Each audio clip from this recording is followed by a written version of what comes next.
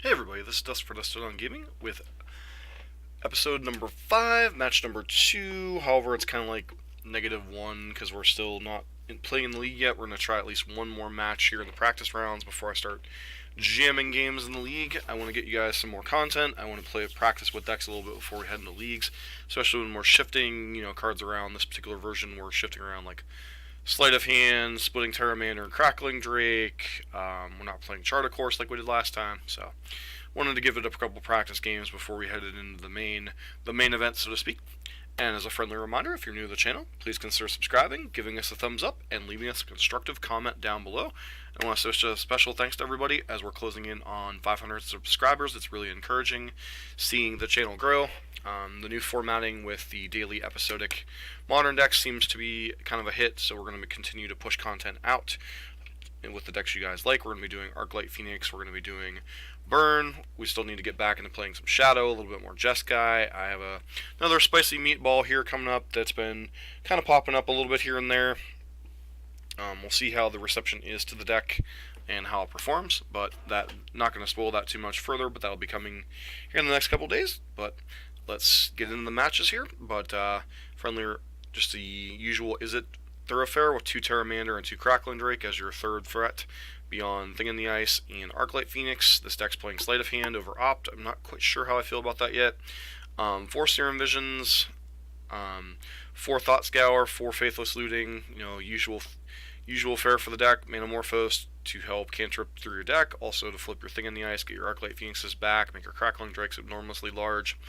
Lightning Axe, Lightning Bolt, and Gut Shot to deal with creatures. Obviously, Bolt and Gut Shot can go to the face. And beyond that, that's your usual deck. 18 lands, lots of cantripping. You see a lot of your deck. Sideboarding helps fix up some of the more problematic matchups. Oh, there's also 2 Surgical Extractions in the main. Pretty good in this current format. Can also blank opposing Surgical Extractions. Again, in the mirror match, if people are leaving that in for the mirror match, it's kind of a new bit of tech that's been kind of floating around. Can randomly hose Dredge and Storm the first game. 2 copies of Ravenous Trap as additional graveyard hate, 2 copies of Spell Pierce for any type of spell-based decks. Anything from Burn to Storm to the new KCI wannabe deck, the Whir decks, the control decks. Spell Pierce can come in a lot of matchups. Shatterstorm, pretty good for the new Whir decks that have kind of been replacing KCI for a lot of the KCI palettes. Braid, doubles as a Shatter and Lightning Strike effect for creatures. Anger of the Gods, pretty good in the small creature matchups, which can get under you sometimes while you're setting up your Thing in the Ice and such. 2 Blood Moons for the greedy decks. Any type of 3-color mana base can come in against the control decks as in their KO card. Coming against the big mana decks, Amulet Titan, Titan Shift, and Tron. Ral for the kind of the controlling matchups.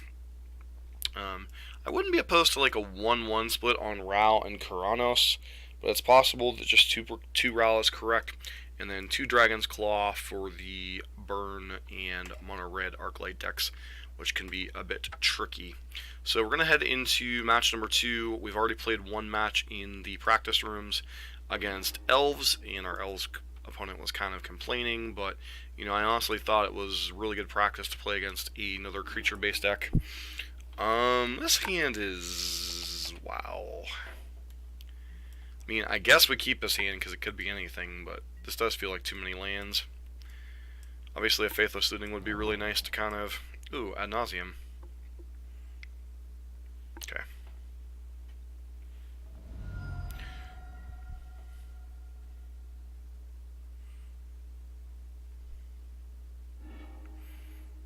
Not the hand we want against ad nauseam, though.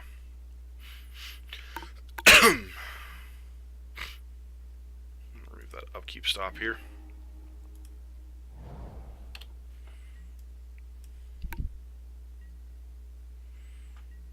May very well just die here before we cast anything relevant. Seeing 5 lands in our top. Keeping the 4-lander was greedy, and then immediately seeing another land, kind of punishes us a little bit. I think end of turn we'll go ahead and Thought Scour, or if they play something like... actually, we should have Thought Scoured, because they left a card on top with Serum Visions. That's another play you gotta consider sometimes with Thought Scour here.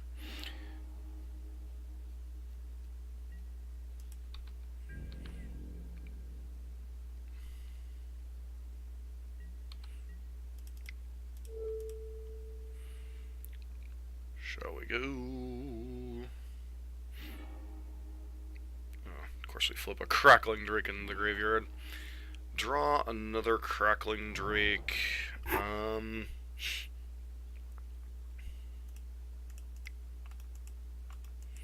So just sitting back and doing absolutely nothing here is obviously a mistake. We have to keep churning through our deck.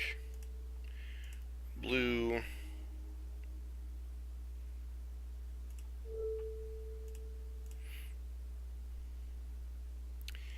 So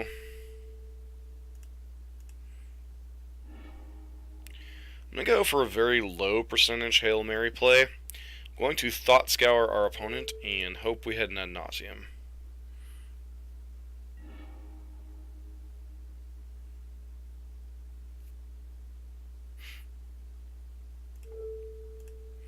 So let's see how dead we are here.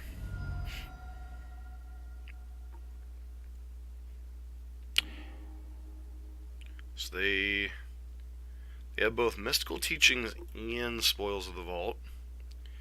So Echoing Truth, Mystical Teachings, Grace, 4 copies of Ad Naz, 1/1 split. Alright, I mean, had to go for the Hail Mary play there, it didn't work out, so we're probably dead now. Especially since our opponent's hand was pretty good. Obviously they had Teachings, they had all the cards they need to find the combo. You do kind of need the mana though. I don't remember if they had a 4th land or not.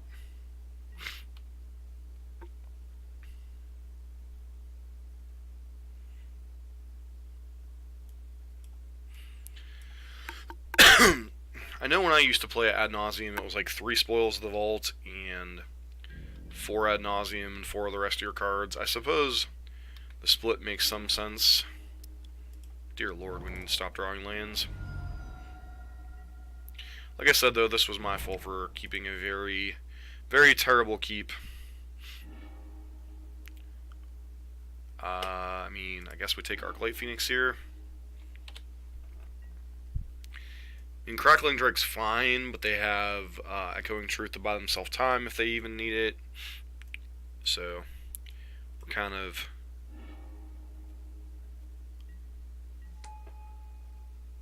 And if they just happen to have drawn Ad Nauseam in the last couple of draw steps with that Scry, then we're just dead here.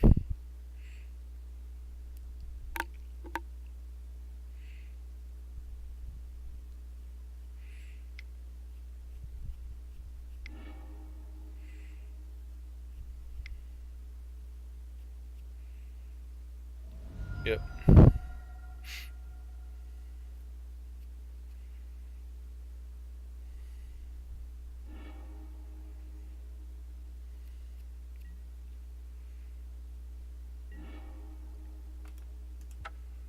Alright, we know we're dead now. We've seen their deck, so...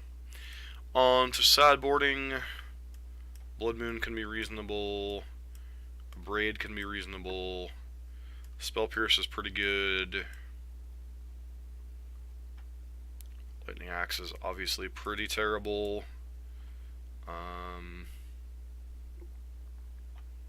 Gut Shot's not the best, although it does help flip our stuff. I think we just cut 2 Gut Shots, and the Crackling Drakes maybe? Because they might be just too slow. Don't really think we want to board out threats though. Maybe it's just too sleight of hands.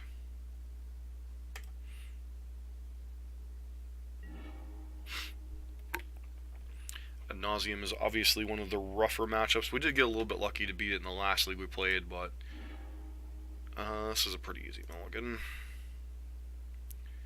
Sand isn't fantastic, but at least we have pressure, right?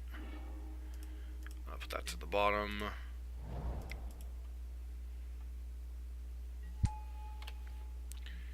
So we get to potentially flip this Pteramander pretty quickly between Thought Scour and Bolt.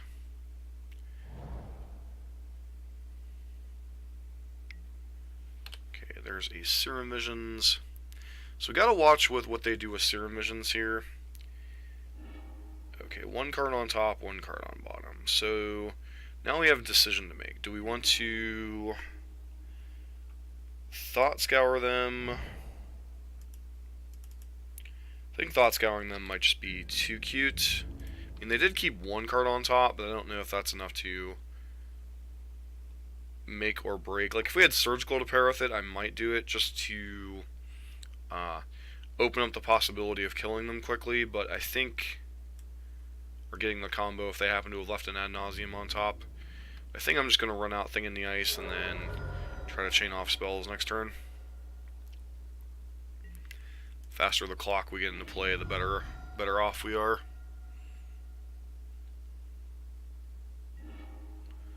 I mean, it's obviously kind of debatable, like Thing in the Ice, Pteramander, both are reasonable clocks on their own. So maybe it's possible I'm just supposed to try to flip this Pteramander, adapt it as quickly as possible.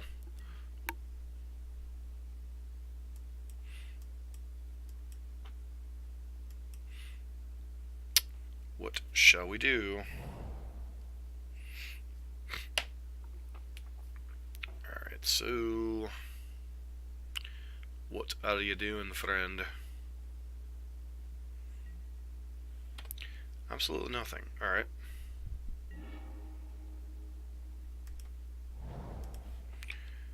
Continue plunking away with Pteramander here. Run out this Thing in the Ice.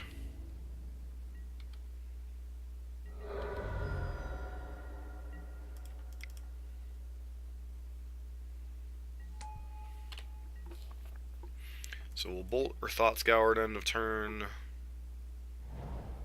It's unlikely they'll run out like a Lab Maniac or something, but it might be right to hold on to the Bolt. Though our red mana is the source that is kind of choked here.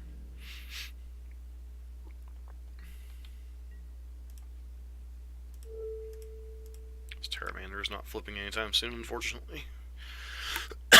Actually, the card that could really get us would be Echoing Truth that they already showed us in Game 1.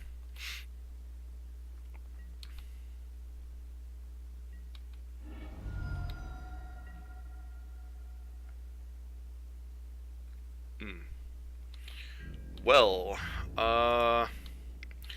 remember about Blood Moon stealing games? So our opponent needs their Force of Will combo here, or to have brought in something like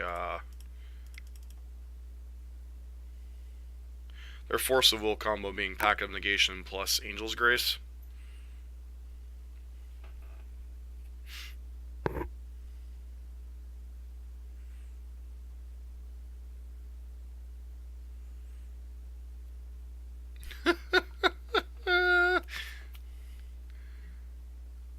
Sure.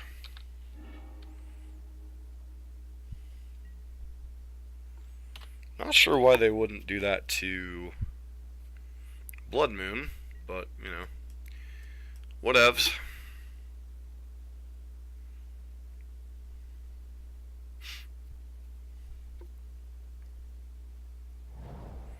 Alright, they have a basic island. Sure. See what they do with the Serum Visions here.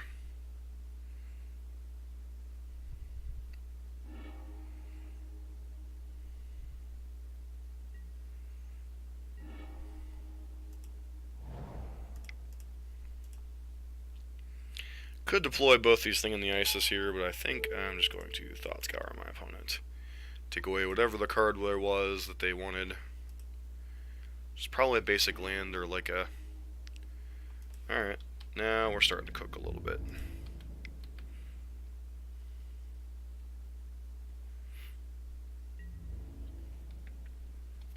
Could have been the teachings, it could have been the...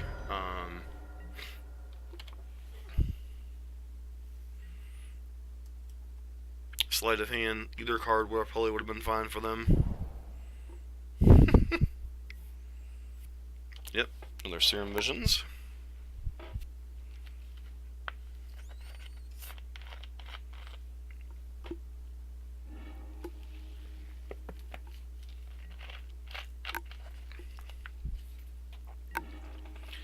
another Terry, huh?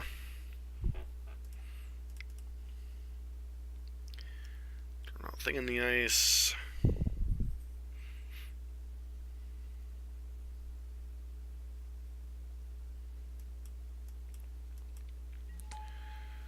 Let's go ahead and run out Terry.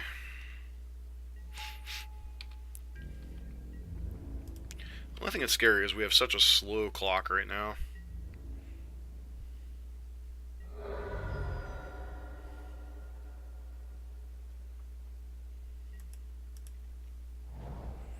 Okay, opponent found their basic planes. That's a little scary.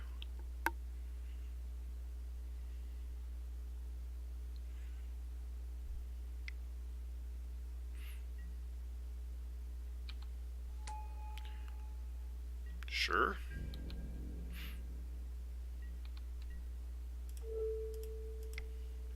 Just kill that, because I don't want you having the ability to Angel's Grace plus...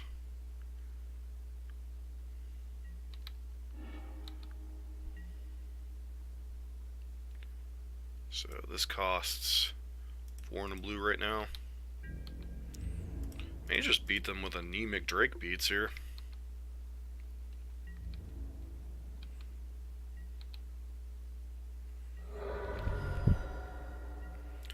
Cast our Crackling Drake, which isn't that great, but it's still another beater.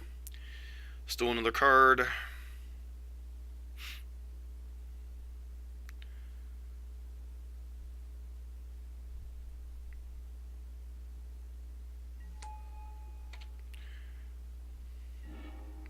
Serum Visions, not terrible.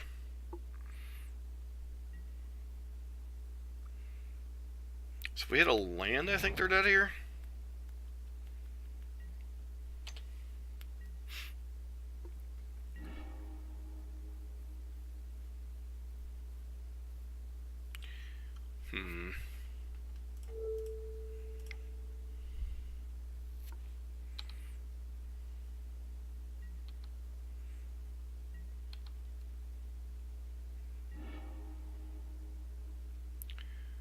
That is 5. Yeah, this should be lethal unless they have...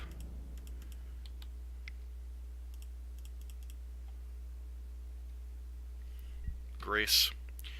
Are you prepared to say grace, friend?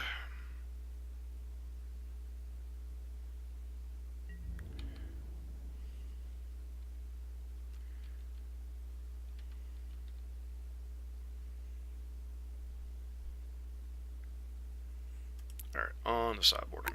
So now they will have answers to Blood Moon in their deck, I'm sure. But, I mean, sometimes Blood Moon just gets you. You know?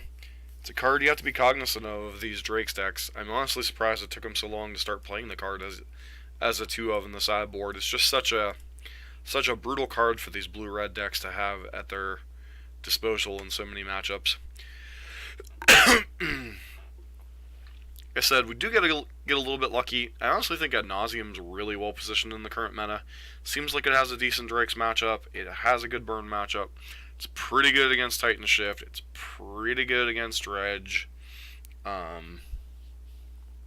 know, there's a lot of decks right now that Ad Nauseam just seems like it would be well positioned against. So, obviously the Drake's deck's a little bit of a dog to some of the combo decks. It's mainly what most of the sideboard is kind of built around. Spell Purse, Thing in the Ice, Faithless Looting. Sign me up.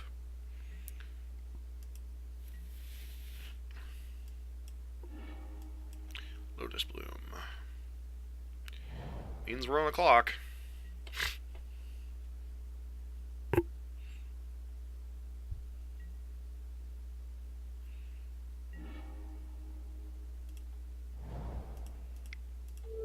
Yeah, continue screwing with our opponent here.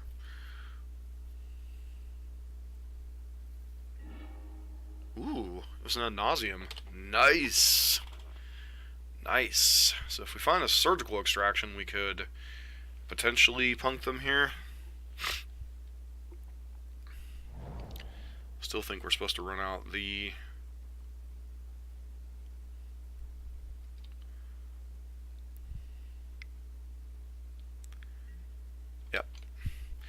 combos as early as next turn, but playing scared isn't going to get us anywhere, so we just need to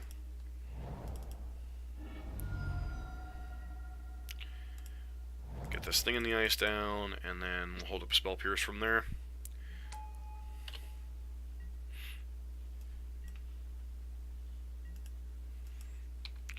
Because, I mean, they could potentially with Simian Spirit Guide plus the combo kill us, but that requires, like, third untapped land, Simian Spirit Guide, and card on bottom. Thoughtseize. Sure. Guess the only card we truly care about here is probably Spell Pierce. But, you know, that's our last bit of disruption. Which means we could be dead next turn. Guess we'll find out. Yep. Spell Pierce is like the card they should most care about. Faithless Looting is probably the next closest one then. Like, we really want to find either a Surgical Extraction,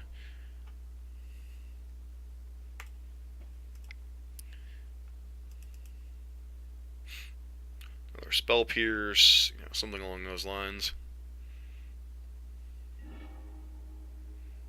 Blood Moon.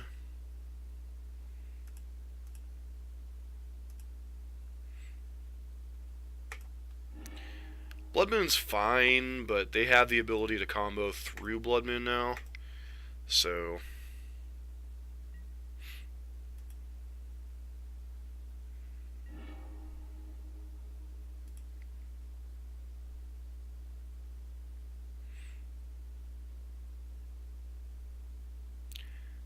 Crackling Drake here, I guess, is the slowest clock. Go ahead and bolt you. Obviously, Surgical Extraction would have been like the best thing we could have found, but just because that probably ends the game on the spot unless they have Pact of Negation, and now we might just die, so. I mean, we'll definitely Blood Moon them next turn if we don't find anything else to do. I think our best bet's to, like, flashback Faithless Looting and try to continue to dig for the combo.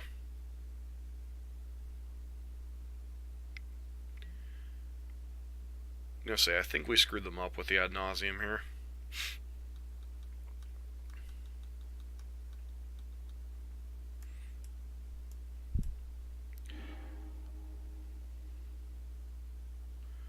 Two cards on the bottom.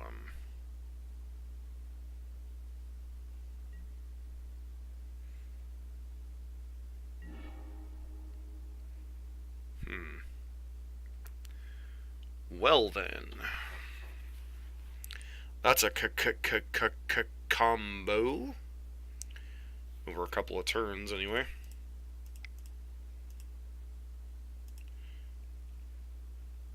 Cancel. Play.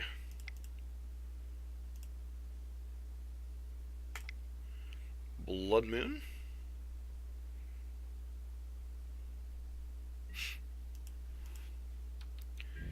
Not terribly relevant because of the artifact mana, but next turn, if we get to untap, Zay's in a lot of trouble.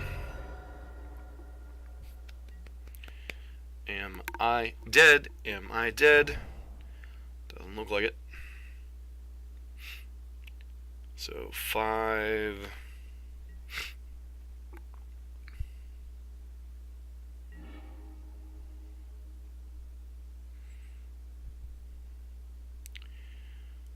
Serum Visions. Okay. Flip my thing.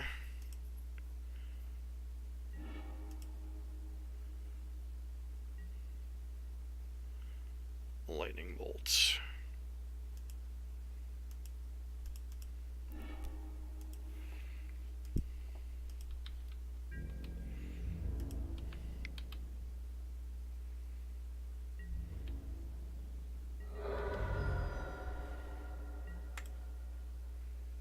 Destroy target artifact.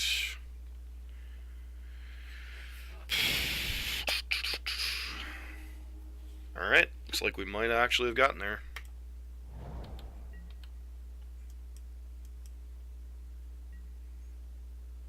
Actually, did I miss lethal? Yeah, I think I might have missed lethal there.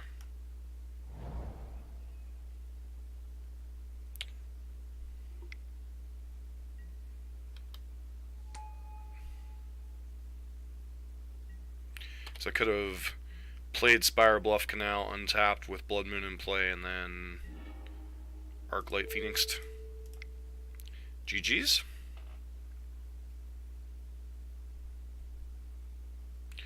Alright, so somehow we managed to go 2-0 against Nasueam. I still don't feel like it's a good matchup. I don't know. Could be wrong. For those of you Nasueam players out there that have played against this archetype, let me know what you think. And for other Arclight Phoenix players, let me know how you think the matchup goes. I do tend to think we're a slight dog. We do have the tools after sideboard to potentially win the game, but it does feel like we're a slight dog there. Maybe we got a little I definitely missed lethal there with the Arclight Phoenix. I could have played Spire Bluff Canal and attack for lethal. So that was definitely a missed opportunity to close the game out a turn earlier. And beyond that, I think being cognizant of your opponent's Serum Visions when they're a combo deck, when you have Thought Scour in hand is relevant, especially when you're packing Surgical Extractions in your 75. And beyond that, that's about all I have for this particular edition of Episode 2, or Episode 5, Match number 2, with Arclight Phoenix here in Modern.